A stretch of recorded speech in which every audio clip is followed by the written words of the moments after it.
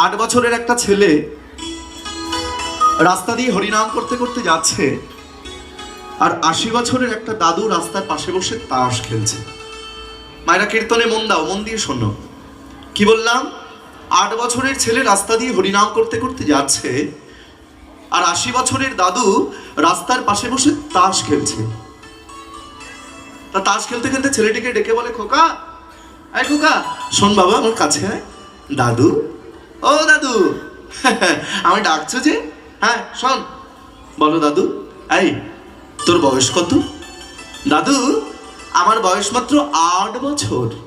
8 বছর? এই বয়সে লেখাপড়া করবি, স্কুলে যাবি, টিউশন পড়বি, আর এই বয়সে গলায় মালা পড়েছিস, কপালে তিলক পড়েছিস, গলায় হাতে নামের মালা নিয়েছিস, কেন রে? কেন?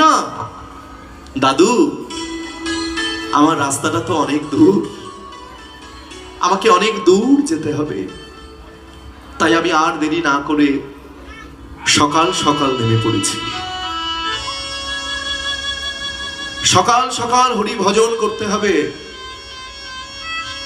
বিকাল হলে আর কিন্তু হরি ভজন হবে না। ভজন করলে ওজন বাড়ে, আর ভোজন করলে ওজন কমে যায়। ভজন পূজন করহ যাজন, ইরাতে টানিবা শ্বাস, তাহলে কখন না হবে পতন, জগতে ঘষিবে যশ।